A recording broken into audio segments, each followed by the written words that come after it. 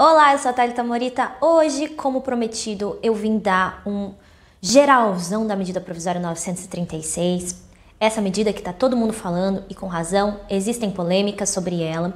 Existem muitas coisas que foram faladas nessa medida provisória. Não dá em um vídeo de 5, 6, 7, 10, 15 minutos abordar tudo que é falado nela. Então, especificamente hoje, eu vou dar o geral dessa medida provisória 936, que foi publicada no finalzinho do dia 1º de abril de 2020.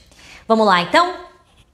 Gente, medida provisória 936, ela vai estabelecer basicamente duas medidas a mais que o empregador pode tomar, que é a redução salarial por até 90 dias e a suspensão do contrato de trabalho temporário, óbvio, por no máximo 60 dias, podendo ser em dois períodos de 30 mais 30, o que totaliza ali os 60 dias. Então são duas medidas a mais, além daquelas medidas de banco de horas, antecipação de férias, etc, da medida 920, da medida provisória 927, vem agora a medida provisória 936, falando mais essas duas coisas, esses dois atos que o empregador pode tomar. A diferença é que nestes dois casos existe a necessidade de um acordo, seja individual, seja coletivo, tá? A medida provisória 927 tem algumas medidas que podem ser tomadas unilateralmente pelo empregador. A 936 não. Ambas essas medidas têm que ser por acordo, individual ou coletivo. E também traz uma novidade, ele cria aqui, o que eu só escrevi BEPER, mas não é que isso aqui não tá na medida provisória não, é só para simplificar. O benefício emergencial para preservação do emprego e da renda. É um benefício criado pelo governo federal que vai ser pago com recursos da União para esses empregados que forem afetados por alguma dessas duas medidas. Redução salarial com a redução proporcional da jornada ou a suspensão do contrato de trabalho. Esse benefício emergencial que foi criado para amparar esses empregados que forem afetados por uma dessas duas medidas, ele tem como base de cálculo o valor da parcela do seguro-desemprego para aquele empregado.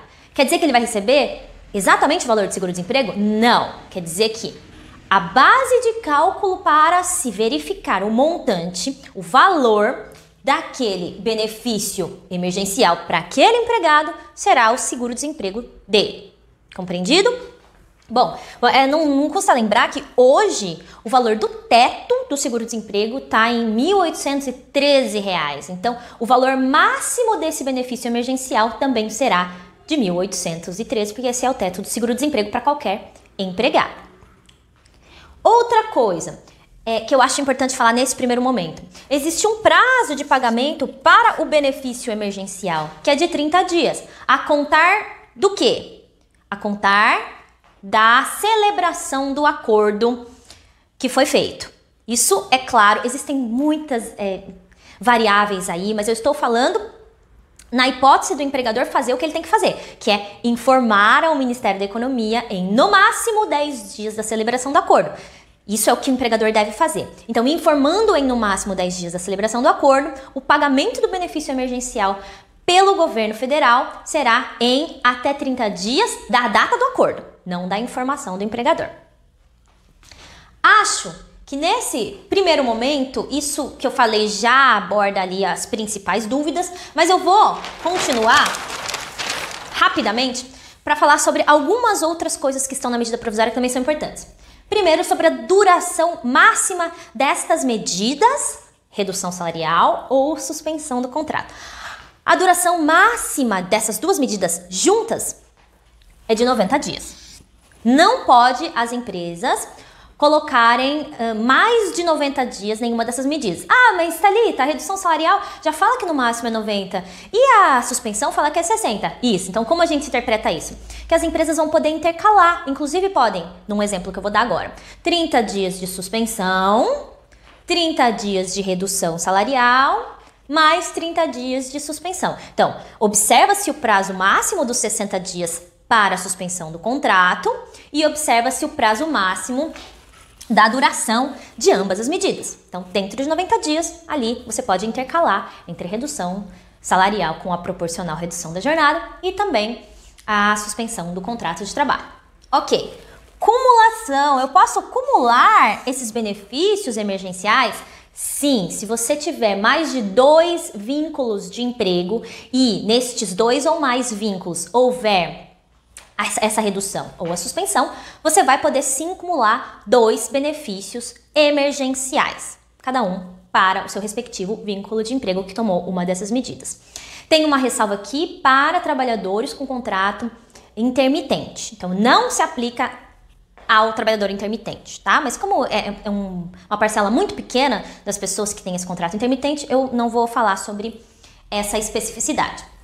E uma coisa muito importante, que eu não posso esquecer de falar, é sobre a estabilidade provisória. Essa medida provisória também traz a garantia para o empregado que estiver submetido a uma dessas 2 medidas, redução ou suspensão, a estabilidade provisória de emprego durante o tempo em que vigorar essas medidas, mais o mesmo tempo depois que terminar.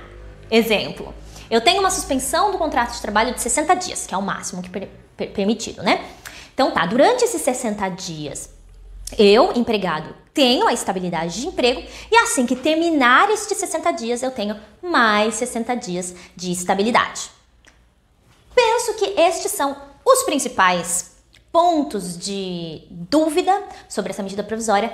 Existem sim, como eu já mencionei, diversas variáveis e especificidades para cada uma das coisas, mas não vai dar para abordar hoje. Então, se você ficou com mais alguma dúvida, pode me mandar via direct, que vai ser um prazer responder. Não se esqueça de compartilhar este vídeo, de comentar aqui. Tchau, tchau!